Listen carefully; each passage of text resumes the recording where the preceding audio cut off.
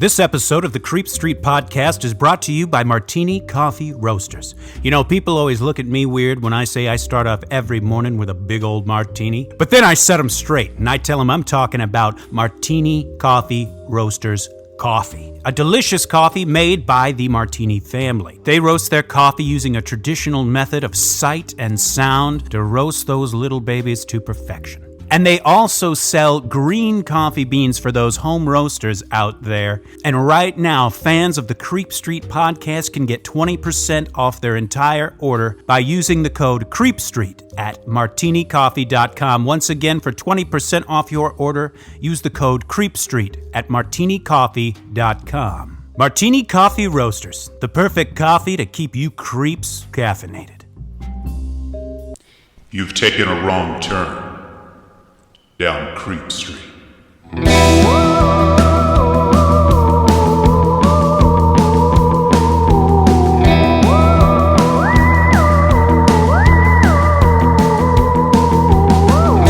Citizens of the Milky Way, my name is Dylan Hackworth. I'm Maureen Bogey. And this is Creep Street. Real quick up top, of course, follow us on Facebook and Instagram at Creep Street Podcast, Twitter at Creep Street Pod. On our Facebook, there is another page called Citizens of the Milky Way, a Creep Street fan page. It's a little forum where we like to daily interact with our audience, share stories, articles, fun stuff. Everyone is welcome. Just click the admission button and one of us will let you in. And of course, if once a week is not enough, and let's face it, it ain't. You Creep Street junkies out there twitching and scratching, you need more. You need a little bit more, and we have just the solution. We're going to help you never get clean. That's right. Just head on over to patreon.com/Creep Street Podcast for more goodies. But you know what? I want to speed through this intro because, well, let's acknowledge a fact. I think, Maureen, we gave them one hell of a scary October. Yes, we had some hauntings, we had some possessions, we had a lot going on. It was a lot. We had a mad scientist. We had Ouija boards. I mean, we had all sorts of scary stuff. We went for it. And of course, as you know, the scary train doesn't stop at Creep Street. No, it never does. Just because it's November doesn't mean that we're over it. We're not over shit. We decided for episode 99, very close to 100, that we wanted to take you to someplace fucking wacky. This is a whack attack. We wanted to take you a little bit to also where it first began here on Creep Street, what just stated, the Creep Street baby, that is cults. That's right. Absolutely right. Correct me if I'm wrong, Maureen. Is this the most recent topic we've covered? It might be. I think so, because this cult is somewhat still even in rotation, as it were. Right.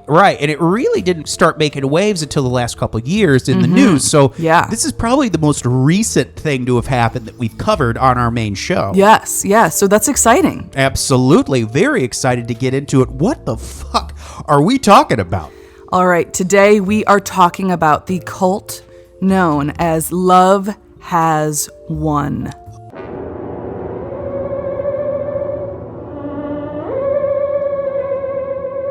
Everybody give it up for the come on. bat shit. It is the wackiest, one of the wackiest fucking cults I've ever heard of. This one is so hard, and I'll be honest, this one was hard to research because this motherfucker makes no sense. It doesn't. It doesn't at all. It's bad shit. Let me tell you something. The Unarians make way more sense than the fucking Love Has Won people.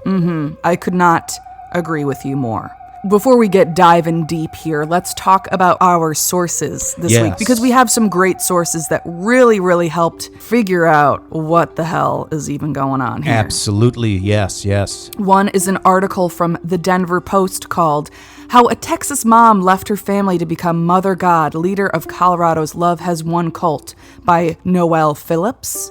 Another article from The Guru magazine, Dateline Mother God, Don't Call It a Cult by B. Schofield. Another article from Marie Claire titled Love Has Lost by Virginia Pelly. Then we have, I cannot believe I'm saying this, but it was actually very helpful and very incredible stuff. 2 Dr. Phil episodes, one entitled Love Has Won and one entitled Mother God Cult. And then we have 2 great YouTube pages, one called Fundy Fridays, which is a fantastic page. And there we watched their Love Has Won episode.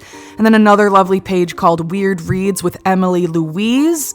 And that video is called The Insane Story of Love Has Won Cult and Amy Carlson. Super fun channel. So let's talk a little bit about the cult leader, the leader of this group, Amy Carlson. What an exotic name. What an exotic name for sure. Now, Amy Carlson was born in 1975, and there really isn't a ton known about her life pre-cult.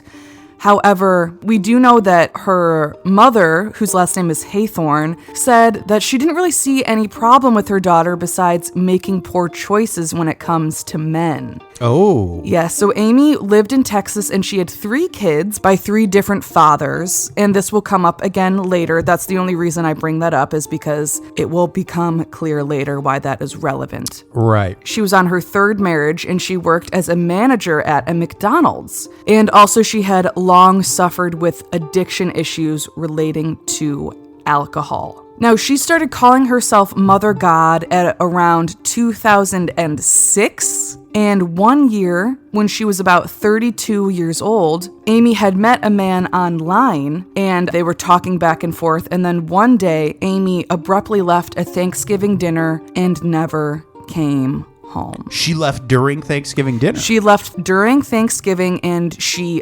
abandoned her 3 children. Wow. Yes. Her family was just totally shocked by this and they couldn't believe that she really ran away to be with this man that she met online. Wow. This man referred to himself as Amassed, and he referred to himself as Father God and told Carlson that she was Mother God. He's definitely laying a foundation there. Yeah, he's going for it. That's some smooth operating. At this point, they were calling themselves the Galactic Federation of Light, and they posted some photos on Facebook and YouTube. But not long after that, they changed their name to the Galactic Free Press, and they declared peace on Earth. Oh, man.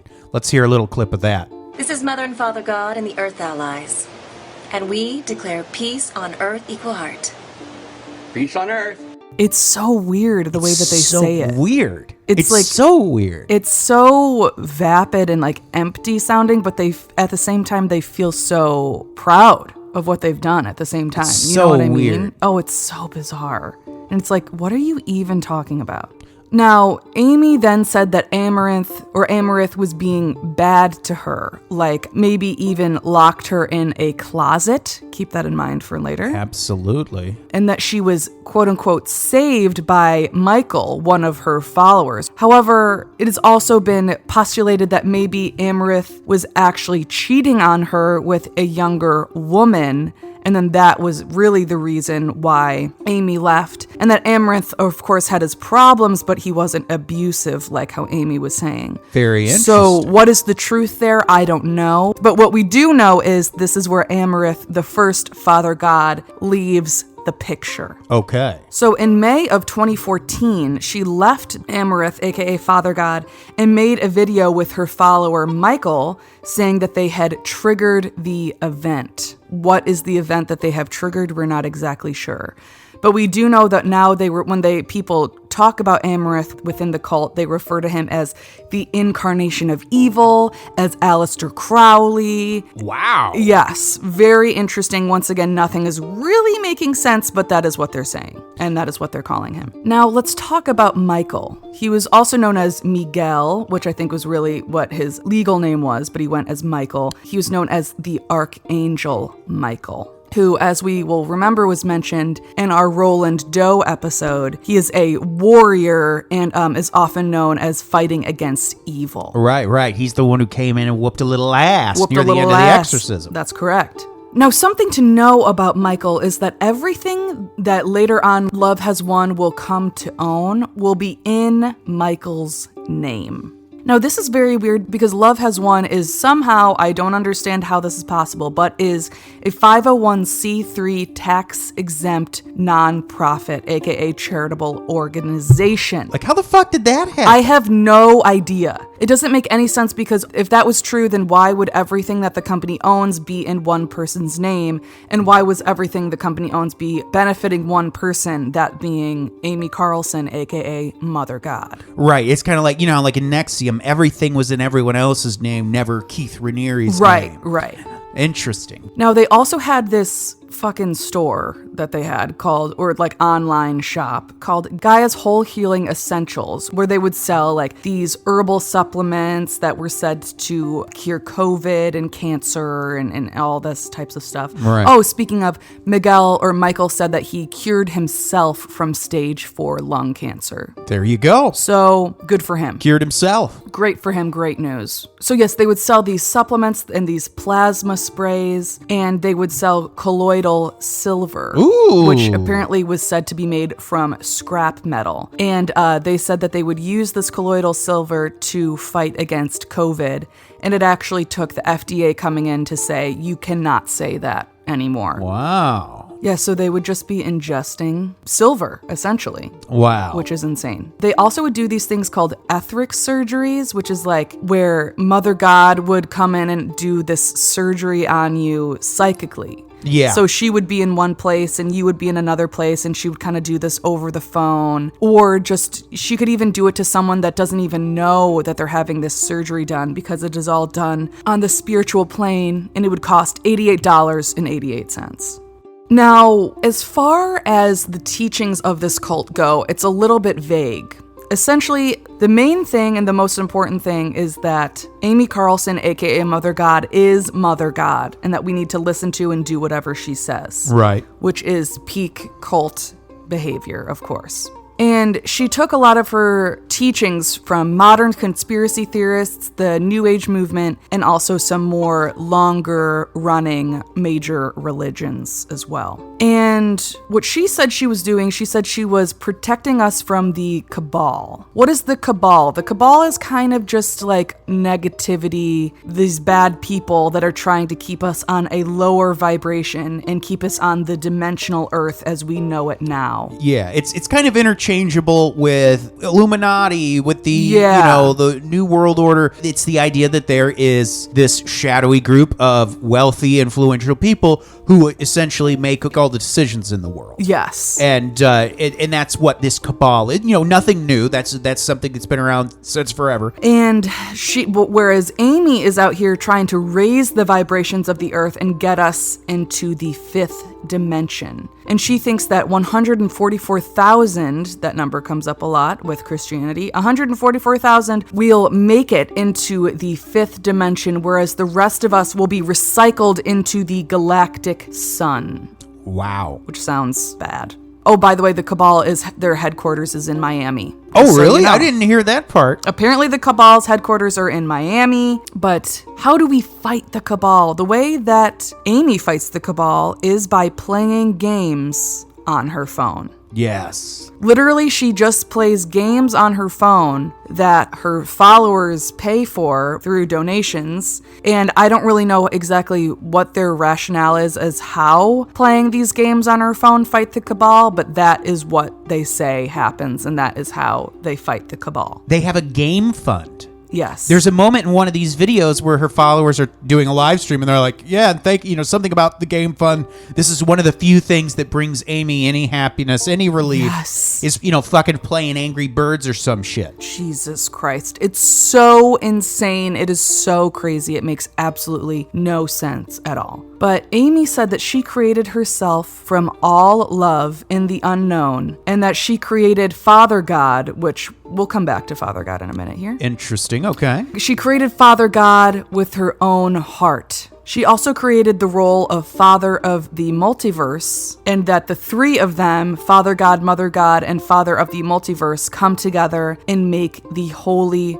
Trinity. Interesting. So in a way, it's kind of her version of the Adam's rib to make Eve. Yes. She made Father God with her own heart. Okay, Yes. interesting. All right. Yeah, once again, a lot of this is pretty much copy and pasted from other religions. Oh, yeah. Now, I don't really understand this exactly, but I guess Father God more so represents like the darkness of the world, and it like has gone down to try to communicate with Lucifer, but also sometimes is referred to as Lucifer. Yeah. But is referred to as a positive being and also is the Trinity. So what I'm trying to say is none of this makes any sense. Yeah, it's fucking weird. And that is why just getting all of this information together and putting it in a somewhat cohesive manner is very confusing. Yes, it has, and you've done great work. Oh, well, thank you. So, Mother God says that they will usher in the second Big Bang, and that also she is 19 billion, with a B,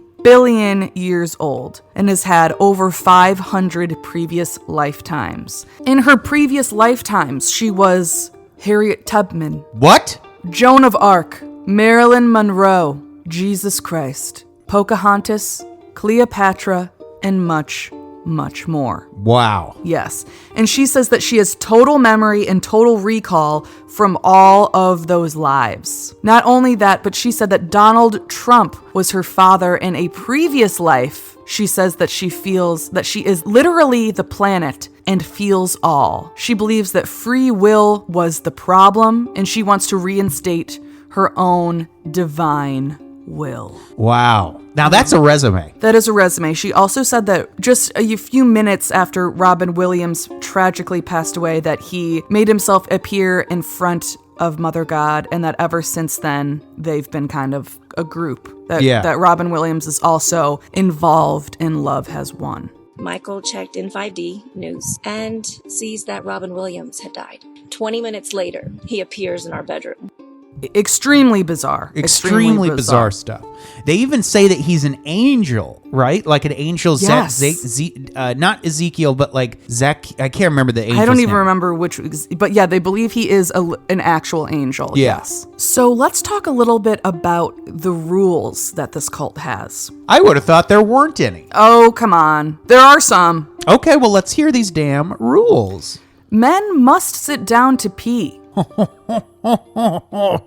So, yeah. I'm guessing because she is the mother god, it's like an ode to like the feminine energy. I wonder. I guess so. I don't really know, to be completely honest, what Wow. the reasoning is behind that. But men must sit down to pee. There can be no relationships or sex within the group unless Amy says that your pairing is of the twin flame status, That's right. which essentially is like a soulmate but cranked up to 11. Right. It's like a soul shared two bodies. Only Amy can decide when you can somebody. Yes, you have to have a twin flame, and she believes that Father God, whoever it may be, is always her twin flame. Yes. Which one you might think to yourself, now hold on, how can you have so many twin flames? The whole point of a twin flame is that it's two. Apparently no one had thought to bring this up to Amy. Yeah. Sounds like she's got more of a brush fire than a twin flame.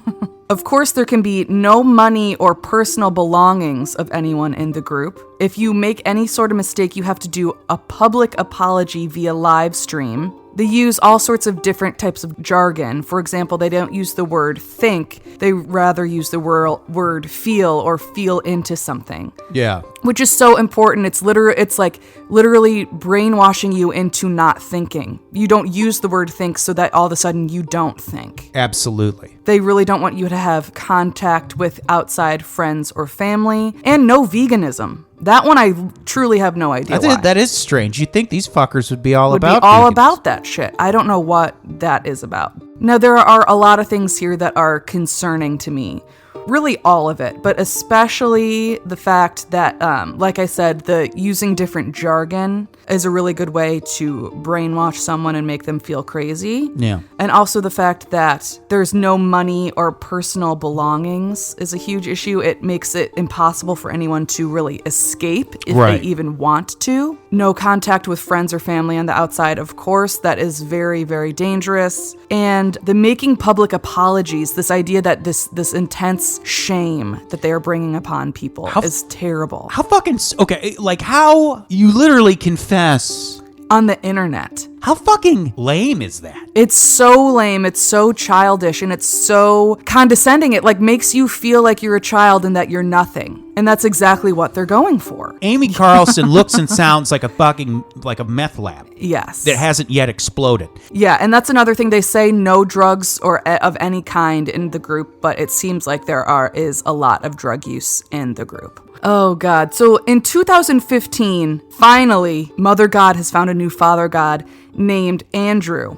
But in December of 2015, she marries another guy, or kind of marries another guy named RJ. And she says that they are twin flame status, but he is not Father God. It doesn't really make any sense. Then in 2016, she finds a new Father God named Jonah. And there is a video of him that you can find where he is summoning Lucifer. But we also thought that Father God was Lucifer or could get in touch with Lucifer, so I don't really know what's going on. I don't think they do. Yeah, I don't think they do either, unfortunately. RJ apparently was still in the group, even though that there was this new Father God, Jonah. And RJ said that about $70,000 had been stolen from her donations from previous Father Gods. And in 2016, Love Has Won officially becomes the name of the group.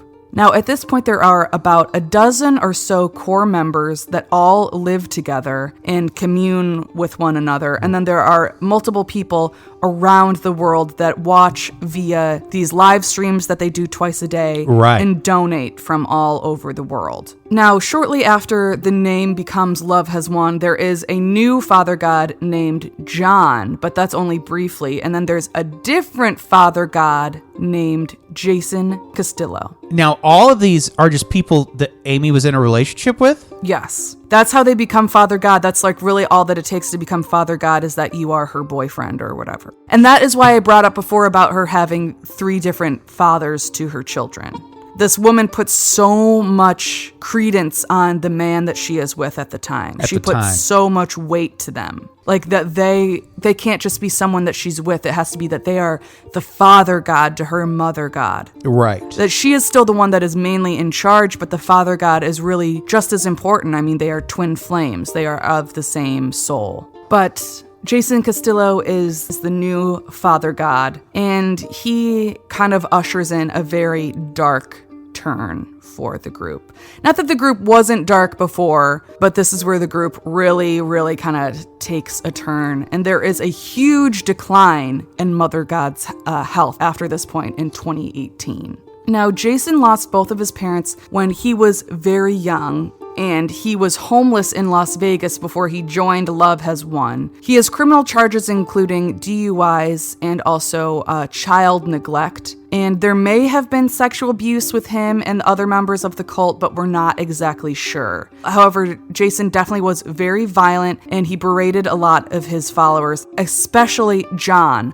who at this point was the position of Father of the Multiverse, aka the third of the Trinity. Now, at this point, Amy says that she has stage 5 cancer, just all over body cancer is what she says. Right. And of course, there is no stage 5. There is no stage 5 cancer. There is also no just all over body cancer either. And she says that she gets cancer from absorbing all of these negative emotions of the world. It could be all of that fucking tequila you're absorbing as well. Yes. And that is something that we haven't really gotten to quite yet. And that is that she is constantly drinking so much alcohol. Now, they say that this is okay because alcohol is quote-unquote organic. Right. So Mother God is allowed to binge drink. But, I mean, this woman is hammering down shots. Apparently, some of her followers truly did believe she was a god because the amount she would drink and not fucking die. Yes. Like, I think she had 25 tequila shots in a row one time. It's insanity. It's almost it is almost a superpower this woman had at fucking drinking. Yes, totally.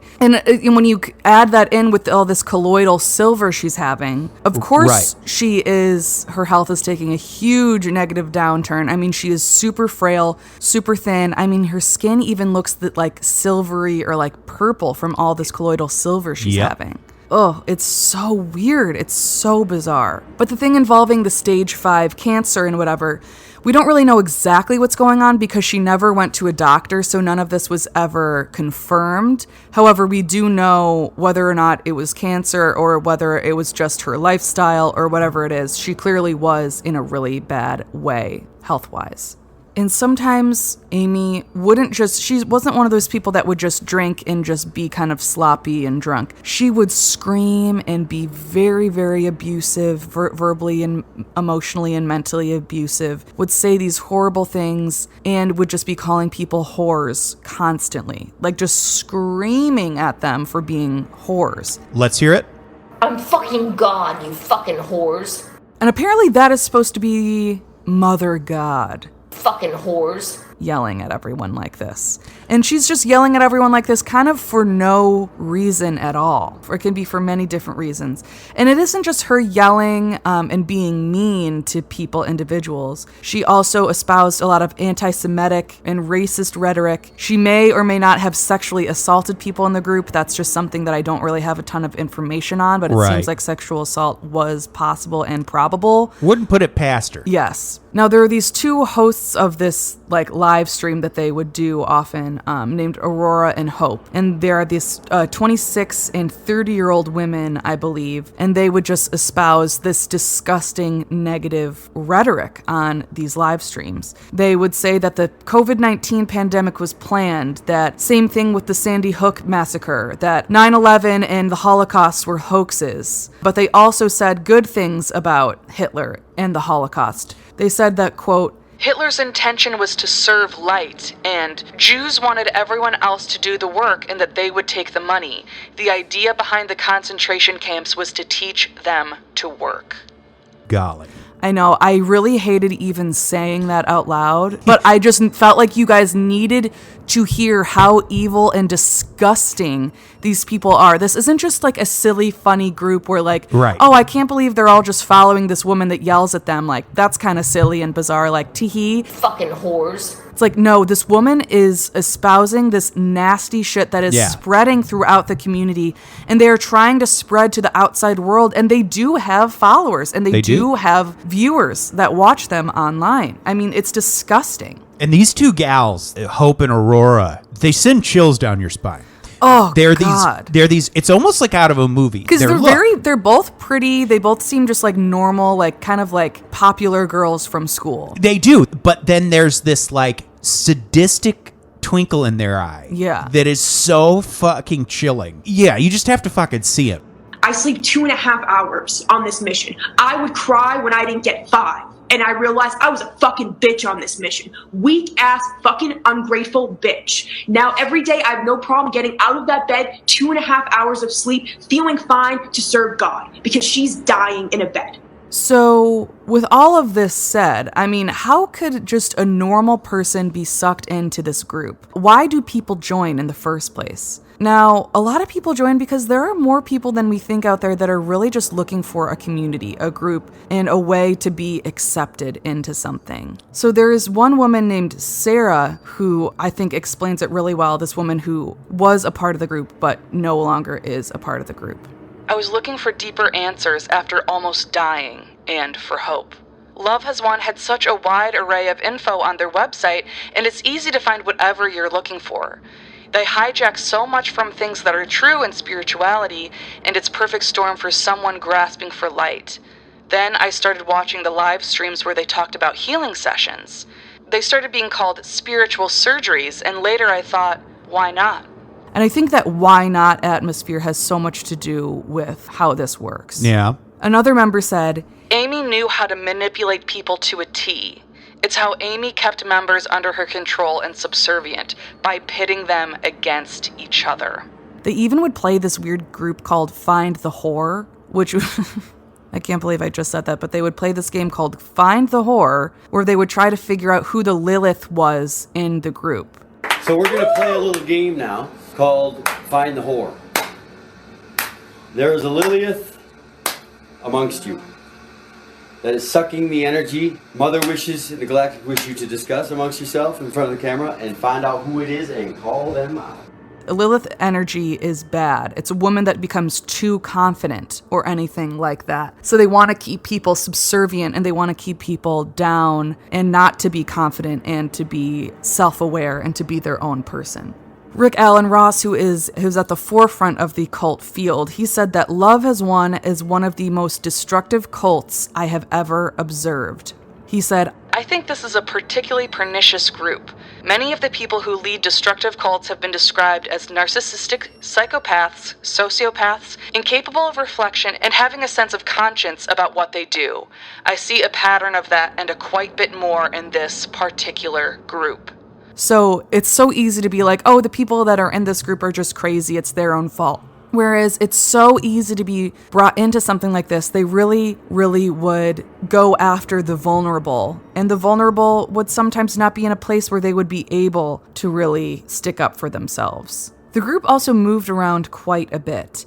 At one point, they moved to the island of Kauai in Hawaii, and they stirred up some trouble. They ruffled some feathers, that's for damn sure. This might be my favorite part in this whole story. Yeah, so they moved to Kauai, and immediately the locals were like, this is a cult, this is a problem. Because honestly, the people of Hawaii know a cult when they see one, because for some reason, every single cult tries to move to Hawaii. But there's really not much that they can do at this point because they're not really breaking the law, as it were. But then Amy comes forward and says that she is Pele, the Hawaiian goddess of fire, and all hell breaks loose. Yeah. As you can imagine, rightfully so, this pissed off the people, the locals of the area, deeply. Yeah. And they didn't like that this white woman was just coming in and saying that she was their goddess. So there were protests outside of their place, and people were throwing things at the house, and they broke windows of their cars. I mean, people were pissed. And the local mayor went to go see them and was just kind of like, sorry. I can't promise you any protection. Yeah, like, I don't know what to tell you here. When you walk into a place and fucking say you're their god, that's... People are going to be upset. People are going to be fucking upset. Rightfully so. So eventually they come up with an agreement where Love Has Won agrees to leave Hawaii as long as they are escorted out so that their safety can be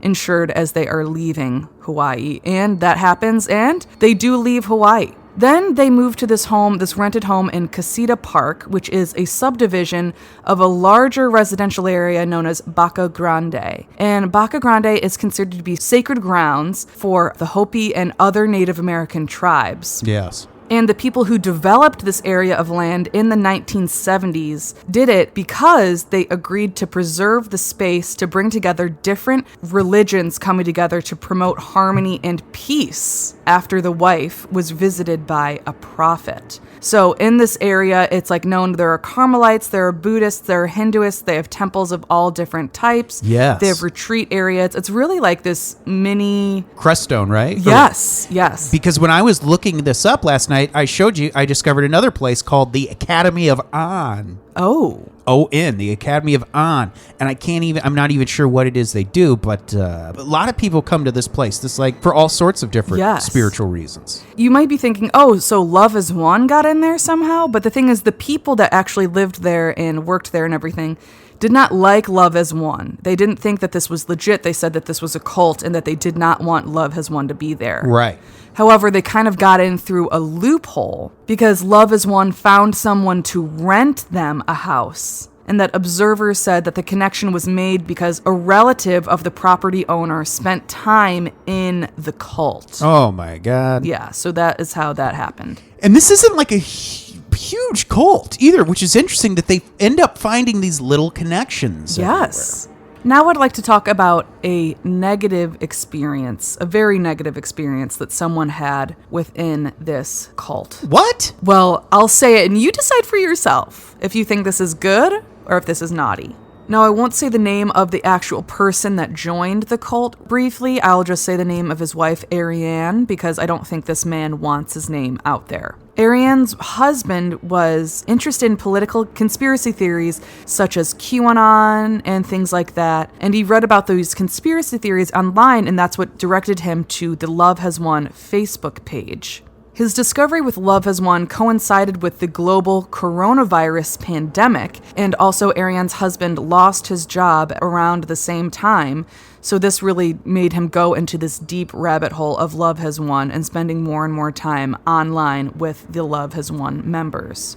He eventually signed up for these personal etheric surgeries, which is those surgeries we're talking about where she would go in and apparently take away all of the negative energy. She could do it over the phone, She could do it over the phone, I guess. She made house calls. Yes. And it was $88 per session, and he spent around $15,000 getting these surgeries done. Apparently, his behavior became more and more unsettling. He slept less. He followed certain schedules that aligned with the different colors of the chakra. So, like, he only would wear colors and eat foods of certain colors that matched with the days of the week, according to Mother God. And he started staring into the sun because he believed they were giving him light codes. I didn't hear about that part. Yes. Light codes, okay. It's insane. So in mid-May of 2008, he said that Mother God had called him home, and he got on a plane and arrived in Colorado. He once again completely abandoned his wife and his family to go to Colorado, but his family was still very concerned about him. They knew that he had gotten involved into a cult. And he had like a 6-figure job too, right? Yeah, he had like a good job, a good wife, a good salary, good house, good everything, and he left all of it to go join this cult in Colorado. His family was able to see him in live streams, but then one day he wasn't seen on a live stream, and they overheard that someone was saying how his energy was not right, and he was on, quote, the wrong side of the mountain. And then his family started calling police.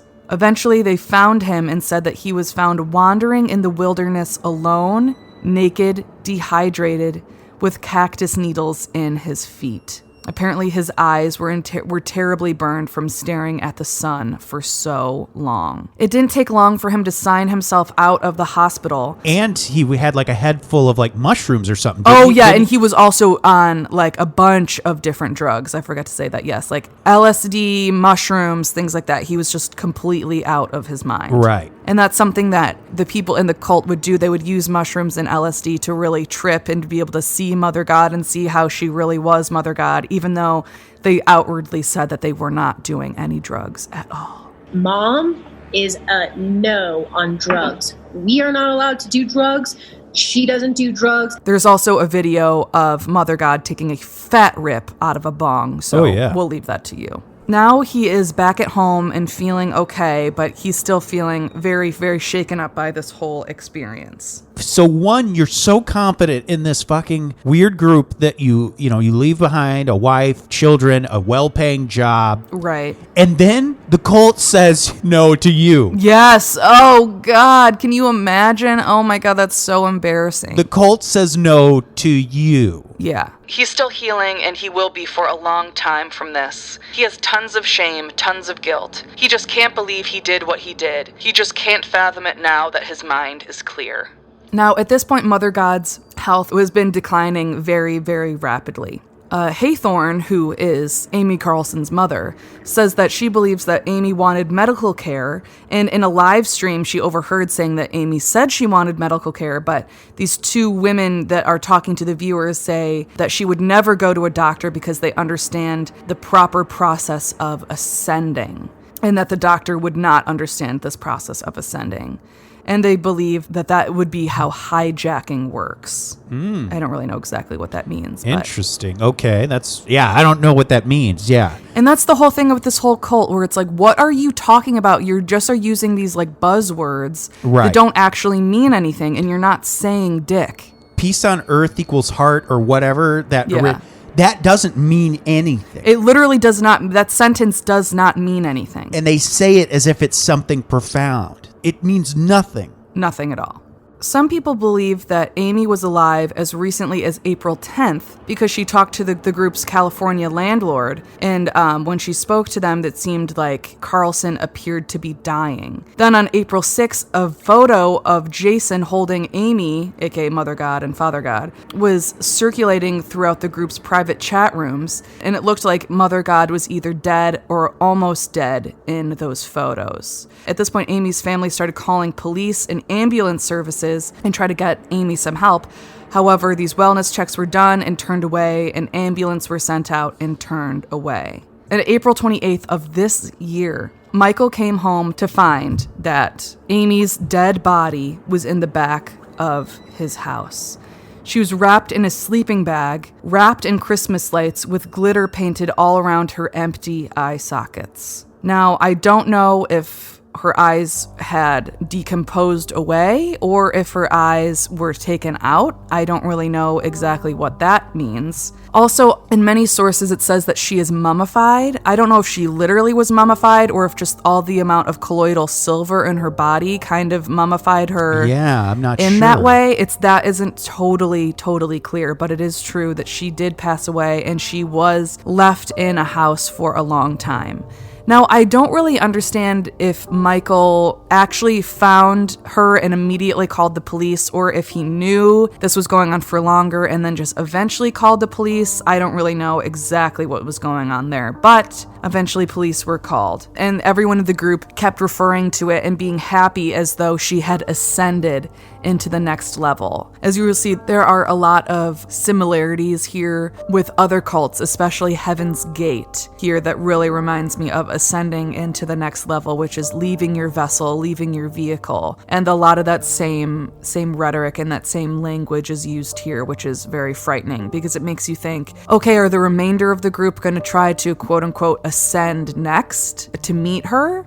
It's not exactly clear, because even though she has died, it does not mean that the cult has ended. You would hope that this would kind of break people out of the spell that they are under, and that they'd be able to see like, oh, this is not a real thing and we need to go. Right. Unfortunately, that is not the case. Michael has split off from the rest of the group and maybe took a lot of the money that the group had. And Michael, once again, was that dude who Jason was always fucking around with. No, right? that's John. John. Okay, my bad. And speaking of John, I didn't really say this before. There is a time that I think we have to mention, and that is the chicken parmesan incident that we didn't mention before. Yes. At one point, John brings Mother God meatballs instead of chicken parmesan, and I think we need to hear that right now. I didn't say meatballs. I love meatballs. But I didn't fucking say that! Chicken parmesan! So that is the woman who had just passed away and everyone believed to be Mother God. Now, not just Miguel has split up from the rest of the group and is starting their own thing. Apparently, Jason is splitting off from the rest of the group and doing their own thing, as well as Aurora and Hope splitting off from the group and doing their own thing. It is really could be a huge issue and could be very scary. But now that the main chunk of Love Is One as we know it is over and has ended, it does not mean that everything is going back to normal for these people that were in the group. Right. I mean, the damage has been done, and there is a quote from the Guru magazine here by B. Schofield that I think who puts it very, very well. Amy Carlson was a con artist who scammed people out of hundreds of thousands of dollars and destroyed many lives. She preyed upon mentally ill and confused spiritual seekers for her own gain. She tormented her followers like useless playthings for her own gratification and exploited them for her pleasure. Amy punished members by sending them into Desolation Row, a barren place for weeks at a time. She locked a child in a closet. She stole their monthly Social Security and disability checks. Amy only allowed her followers 2 to 4 hours of sleep each night. Members were forced to confess on video how they had, quote, disobeyed Mother God, and she had sex with many of her followers. There's also going to be a docu-series on HBO directed by Hannah Olsen, who directed Baby God, so we're very excited about that. We did an episode on Baby God, our Dr. Fortier episode. There's also a great website called risingabovelovehaswon.com. If you know anyone that has been affected by this cult, we highly, highly recommend you check them out as well. Absolutely. All right. Well, Maureen, thank you so much for taking us to Crazy Town. Oh my gosh, my pleasure. Any time at all. So wacky. What a wacky group. And we just hope that none of our listeners ever get sucked into that. Yes, we sure do. And if you think you hellhole. are, reach out to us day or night. We will talk you out of it. Absolutely. Well, of course, after hearing all that bat shittery, why don't we listen to some poetry? Ooh! Ooh, baby, I like the sound of that. Creep Street, here is the names of our top-tier Patreon subscribers. Of course, the Dream, James Watkins, the Finnish Face via Lundqvist, the Madman Marcus Hall, the Vivacious Vicky McHugh, the Tenacious Teresa Hackworth, the Heartbreak Kid, Chris Hackworth, the Oh-So-Suave Sean Richardson, the British Bonebreaker Bex Martin, the Notorious Nicholas Barker, the Terrifying Taylor Lashmet, the Count of Cool Cameron Corliss, the Archduke of Attitude Adam Archer, the Sinister Sam Kiker, the Nightmare of New Zealand Noeline Vivilli, the Loathsome Johnny Love, the Carnivorous Kevin Bogey, and the Killer Stud Carl Stud. Fucking whores. Wow, Dylan, thank you so much for reading off those righteous names. And if you want to be like them and get some bonus Creep Street content, feel free to check out patreon.com/creepstreetpodcast. Citizens of the Milky Way, my name is Dylan Hackworth. I'm Maureen Bogey. Good night and goodbye. Bye now.